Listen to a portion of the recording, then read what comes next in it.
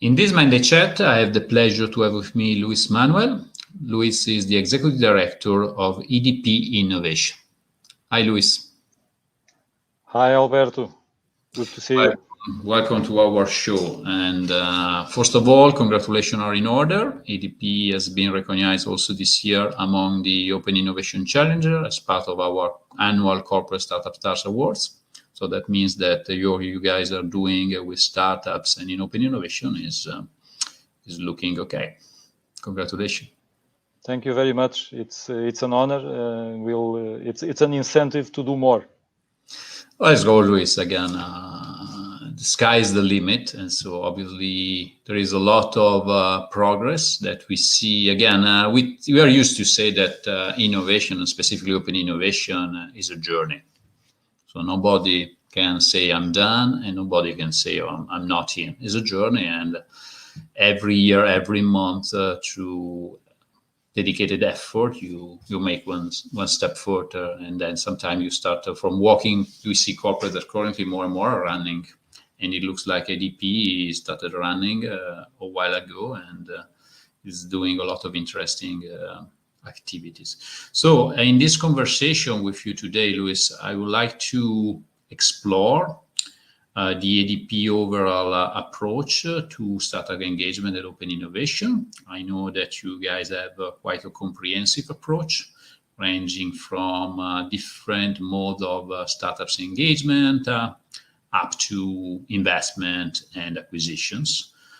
We typically use, try to, again, to put in a single framework all the different modes or models that corporate are currently using for dealing with startups. And by the way, this framework is we update it every 3 months because again, if something pop up, something goes down, and so again, nothing being considered as a benchmark for probably more than 3-6 months. And it's also what is behind each of these models is really evolving as we speak.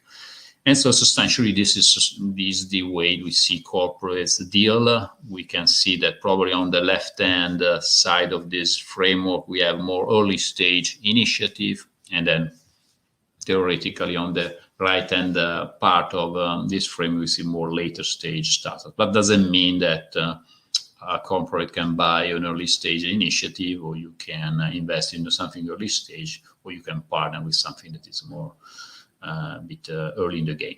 So this is just a framework I think might be useful to try to understand what you guys are doing in dealing with startups. Well, first, we do like a lot to deal with startups. I mean, this is always a refreshing perspective on our business and what we can do with it and how we can make it grow while together growing with the startups. So we have several startup engagement programs that get us in touch with over 2,000 startups every year. So our most well-known programs are the Starter Business Accelerator and the Free Electrons. In both of these programs, we cooperate with other utilities. So with a goal to, first of all, add diversity to the pot. So making sure that it's not only our views on the side of the corporates, but also other corporates' views. And on the other hand, making the programs very attractive for the startups because they are not only interacting with EDP, but also with other utilities like us that have strong interest in developing innovation. So each of these programs gives us about 800 applications, a bit more than 800 applications. And we end up selecting then through several stages, 15 startups for Free Electrons and about 30 to Starter Business Acceleration. And out of this, essentially the goal is to make business happen between the startups and the corporates. So this means that the end goal of the programs is deal making. And I can tell you, for instance, the numbers of Free Electrons since the inception in 2017. The program has generated over $50 million of signed deals between the 57 startups that have entered in the 4 cohorts and the 10 utilities that have been involved. This is a very powerful number because it's not. I have to say, quite an impressive track record, and because again, at the end, I remember my friend Sherry Coutu. She used to say that £1 in procurement is definitely more worth than £1 in investments, and so. And then again, going back to our framework, this is something that they are not accelerator program. These are scaling up program where you help them to scale their revenue. Because if I remember, you told me in our other conversation that's typically the typical size of company approaching such a program is something between 500K, 1 million in revenue. And so meaning that if they get 1 million contract with one utility, they have the opportunity to double their revenue in less than 1 year. That's usually the focus of our investment. So we like to invest in companies that already have some revenue and that are either slightly before a Series A or going to do a Series A. We can invest in less mature or in more mature, but this would be our focus. Free Electrons and even Starter, they have the luxury to be able to open a little bit gates to different companies because they are not investment driven programs, even though sometimes we invest in the companies that we discover in these programs. Because you have also inside EDP Ventures, right? The corporate VC activity, yes. You were mentioning a journey, and our journey is actually somewhat similar to what you were describing. I mean, it starts with these programs, with the applications to these programs.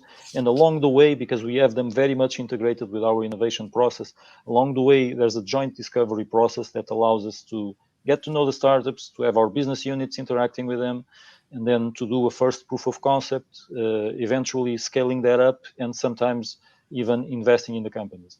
So all of that is a possible outcome of our relationship with the startups. Some of them go through all the stages. Some of them come to us already more developed, and there's no proof of concept needed. So it does depend a little bit. Each case is a case, and I guess in the end, our role is to develop the tools to be able to interact with the diversity of innovators, of entrepreneurs that address us. In that sense, Free Electrons and Starter Business Acceleration, they are very, very important programs towards that. And just to qualify them properly, so you substantially are based on calls for startups. Yes. And the calls are based on specific challenges that are coming from the business unit. The calls are based on key interest areas that are, yes, reflecting the concerns of the businesses. There's also a few that are more of a more challenging nature, and it's also something that is more or less shared between the whole partners involved in the programs. It's not, you won't find like a very specific item to be addressed, but you will find things like electric mobility, you will find things like solar, distributed storage. You will also find things that are of a more technological nature, like, for instance, AI applications, like predictive maintenance and this type of things. All of those are matters that if a company, a startup, I mean, is developing something in those fields and wants to work in the utility space, I mean, there's no better place than to go to Free Electrons, or if it's more focusing EDP, go to Starter Business Acceleration. And this is, again, you just raised a big topic that is, by the way, one of the main open questions while structuring your program. That is, how broad should be the challenges? Meaning, if you keep the challenge very, very narrow, means that the business unit is really behind, because again, probably based on a specific need with a specific budget. Or on the other hand, if you keep them open, obviously you're looking more at vertical directions, and then you need to engage the business unit later on. And how does it work? What is your balance? First of all, they are both extremely important. I would say that we want always to have a good feeling of what's out there, what are the proposals out there. To us, it's very important when we receive applications like in 2017 for Electrons, and we discover that there's a huge number of companies here taking care of digitization of PPAs. That's a very important sign, by the way. These type of things are insights that are very powerful, and that you for that you need to have a kind of an open call. But we also do the challenges. So we do specific challenges as almost by request, or if you want to, by agreement between EDP Innovation, the EDP Group Innovation Unit where I work, and the business units. For instance, we regularly run something that we call Hack the Wind, which is essentially a predictive maintenance challenge that we run on the Eurowind conference every year or every couple of years. And we have found very, very interesting ideas coming, and very interesting people, more important than ideas, very, very interesting people, very interesting startups in those hackathons. We do one for the wind, we did several around IoT. We were actually going to do a very big one this year, but COVID prevented it. So it's definitely something that we do and that we are very interested, not only doing it on a case-by-case basis, but making it a permanent platform. And we've been working on a concept that we call EDP Open Data. It's a website, everyone can visit it, and it has data that we release to startups that are essentially working around data analytics on the energy space. You'll find their data around wind farms, solar farms, even some data on distribution, and we are still preparing what can we do with customer side of the business data, because there we need to be, we always need to respect the law, GDPR, and all those things. But on the customer side, it's a bit the rules are a bit more stringent, and so we are still working on that. But it's a very interesting website where people go there, they work with the data, they show us what they are doing, and as they progress, we give them more data on a case-by-case basis. And out of that cooperation, we are extracting very, very interesting benefits.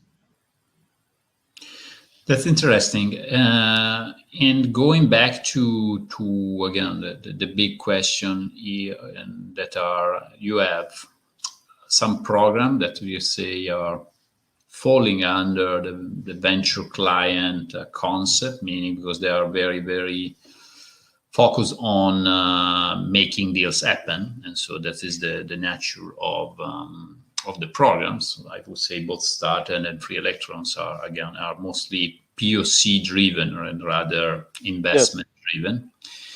And on the other end, you have the investment vehicle.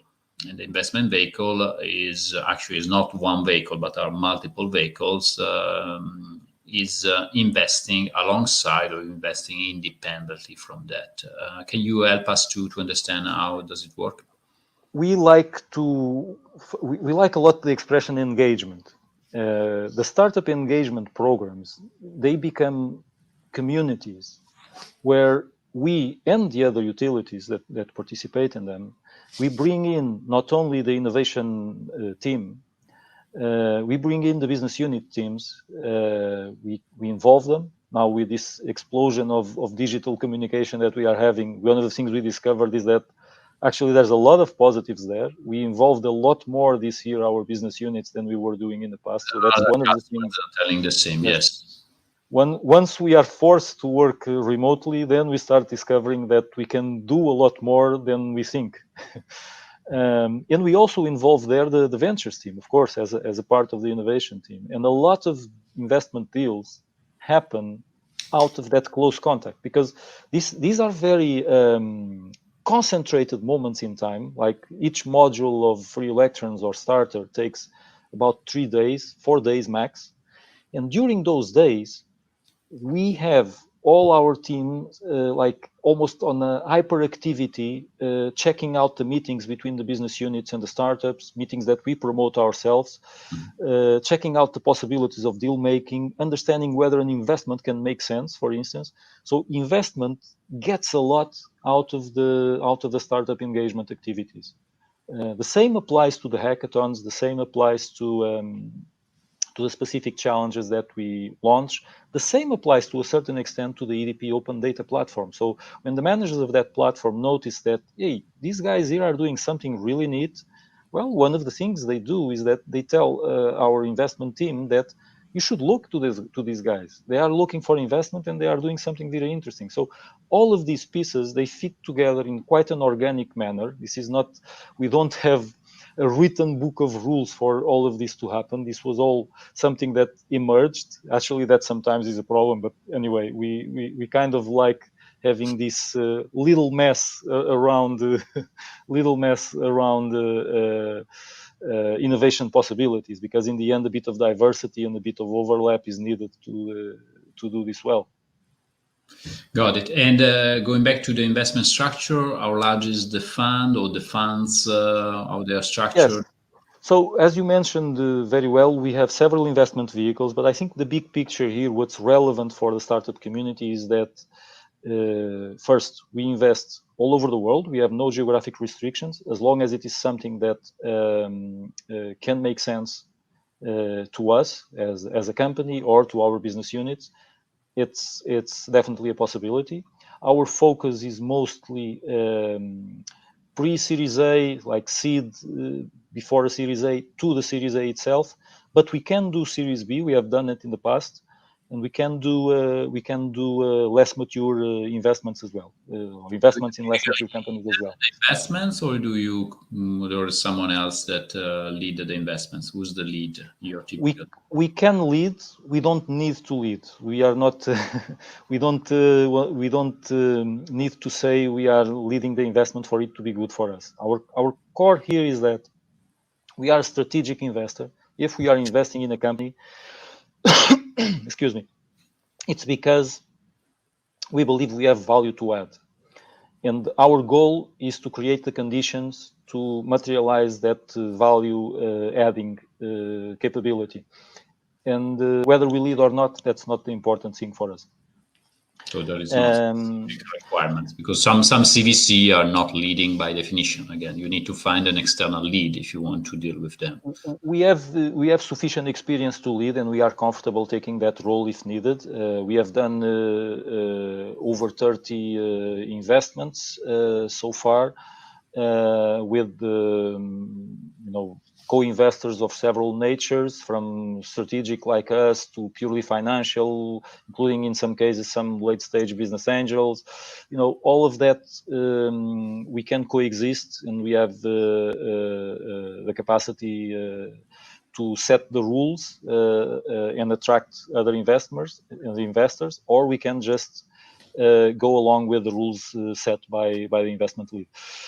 Our funds, or the combination of the several vehicles, is about 80 million euros of investment capacity, of which we have invested about 40. So there's still about half of that to be invested. It's also fair to say that because some of the vehicles are not exactly funds, some of the vehicles are not exactly funds. They are companies that these numbers of investments, they get renewed on a yearly basis. But more or less, green model, yes. Yes. But more or less, you can count on us having that type of investment capacity. Any exits out of the 30 portfolio companies yet?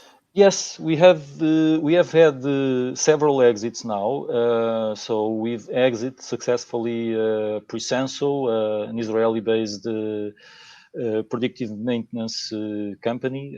Actually, very, very good deal. If you ask me, the only thing I didn't like on that deal is that we exited only 1 year after having entered the company, and it's a really, really good team. So we would have enjoyed their recurrent company more frequently.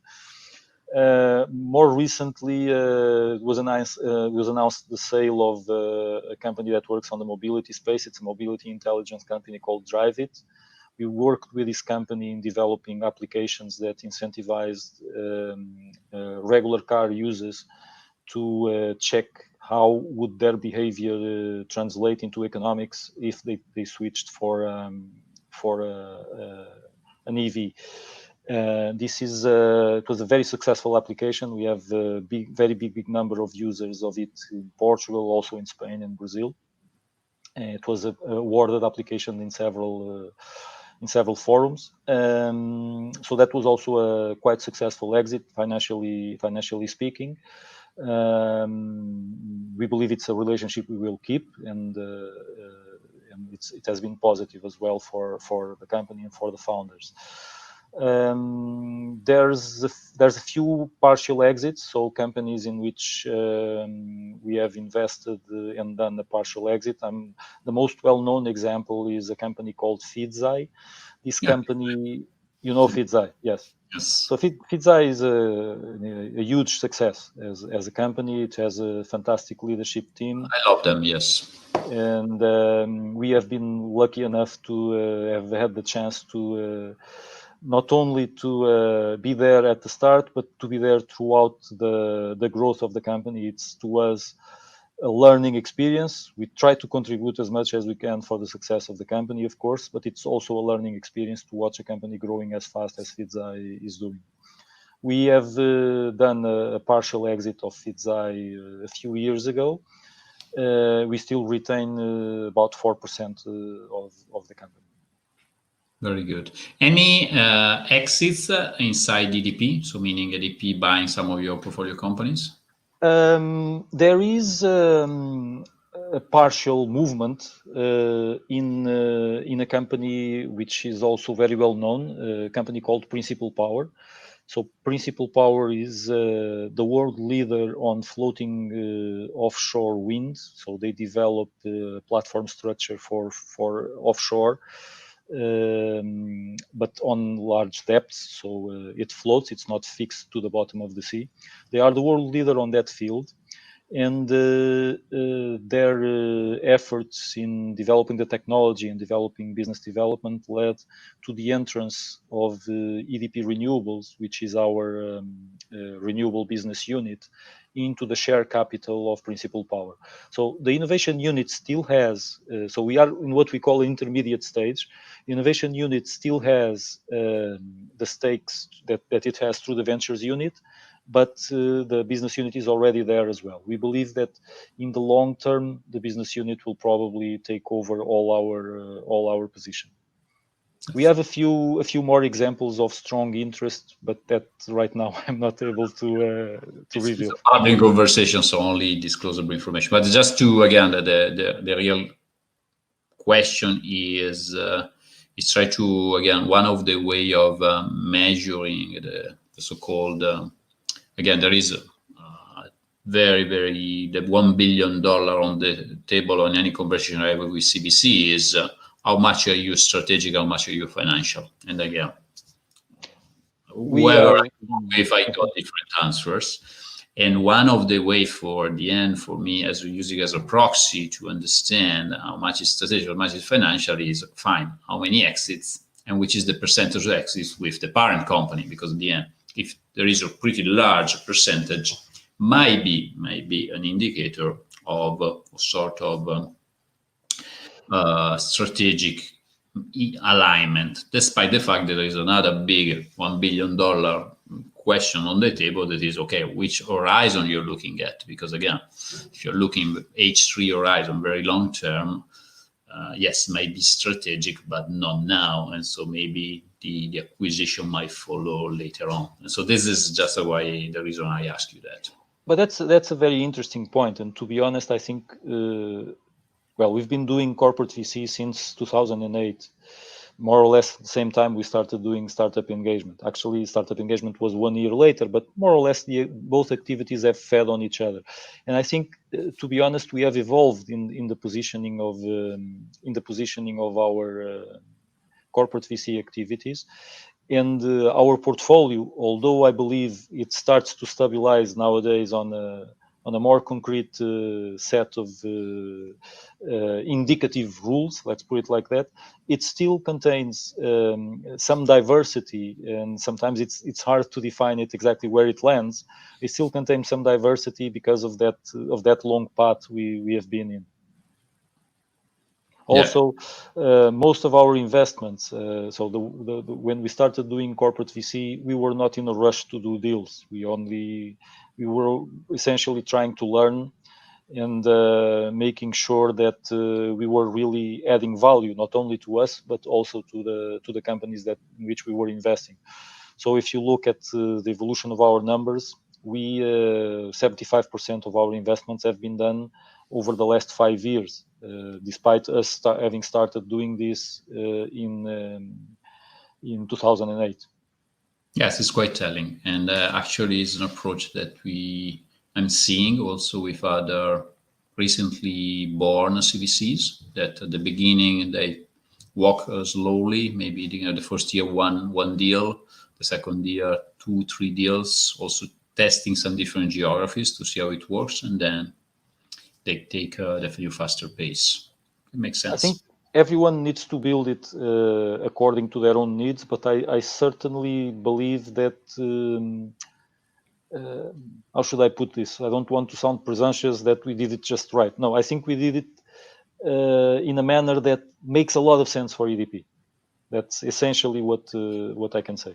And that is another big topic, meaning the style of the house, the culture, and also sometimes I see companies that are trying to go too fast, given the maturity of the environment, and also knowing that an environment, let's say the open innovation readiness of company is not an indicator that is fixed over time. It is something that is evolving, and sometimes if you rush too much, you create damages, because again, then you do something people were not ready for that and not ready to accept any potential failures that typically happens, or something that was too rushed. And sometimes the problem that we also see, just to complete the overview, we see companies that are taking too much slow pace. Also today, when compared to 10 years ago, there are a lot of benchmarks in the market. It's a balance you need to strike there. It's very important that you understand that we always say this a little bit at EDP Innovation. We are kind of, we feel like we are translating two very different languages, the inside language and, the outside innovation language. Like the tech revolution language. And we are here a little bit in the middle, making sure that these two worlds become compatible. And that's, to be honest, it's challenging, but it's, I would say, the most interesting thing I have ever done as a job. It is indeed very, very rewarding. And in everything that we do, like in the startup engagement programs, in the corporate VCs, in the hackathons, in the immersion programs where we take our executives to innovation hotspots around the world. Well, nowadays, digitally. In the past, really around the world. Nowadays, around the world through a computer screen. So in all of the things that we do in innovation, that dynamics, being able to strike that balance is absolutely key. You can. There's a thing which is always good to keep in mind.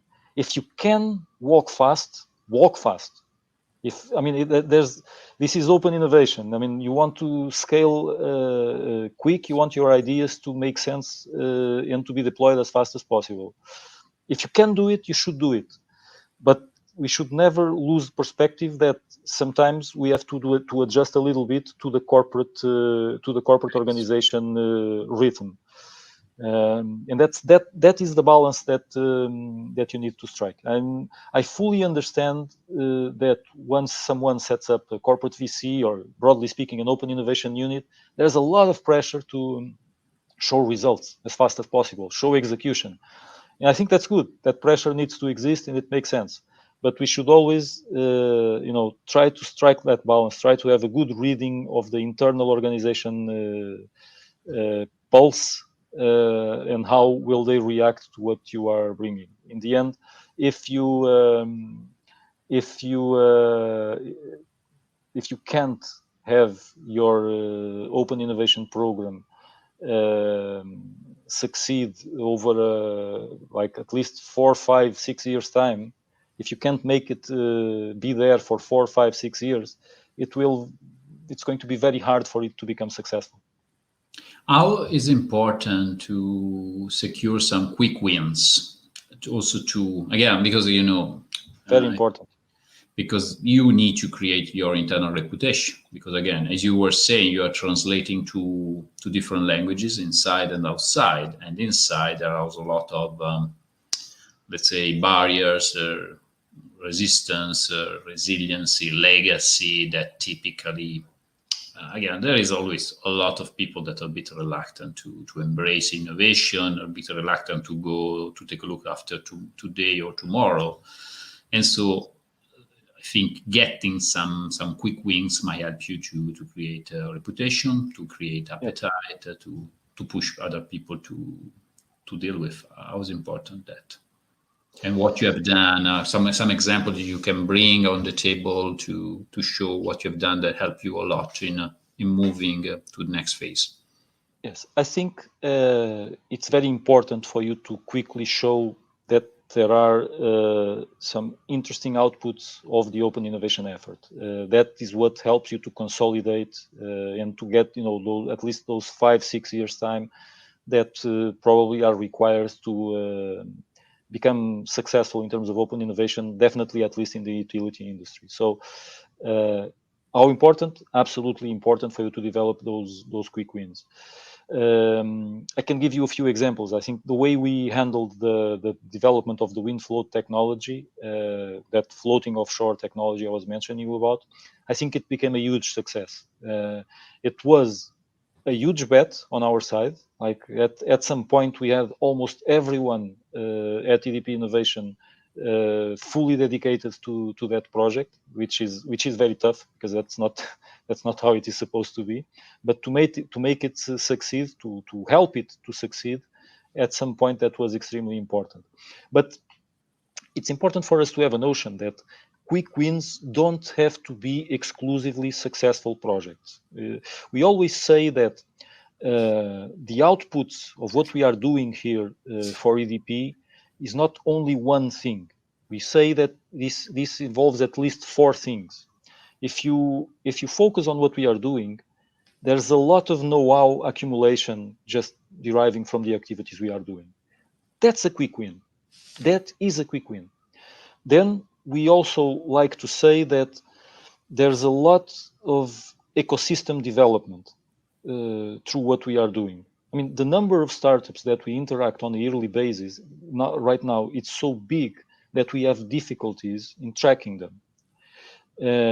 And there's a lot of value there because we are starting to receive proposals of groups of startups that combine themselves and come to us with a specific solution for a combination of problems that sometimes we were not even seeing ourselves. This is neat. This is where we want to be. So ecosystem development, that is something that with 2 years, 3 years time, it starts to become something meaningful. Then you have optional positioning. And of course, open innovation involves a lot of optional positioning, whether it's through a corporate VC stake or through the involvement of some partnership, or sometimes merely by being ahead of the curve in the utilization of a specific technology. And I think this is always something that at the start, it's difficult, but you need to know how to calibrate your bets in order to create that optional position. So an optional position, most of the times, it's not going fully 100% into this solution or that solution.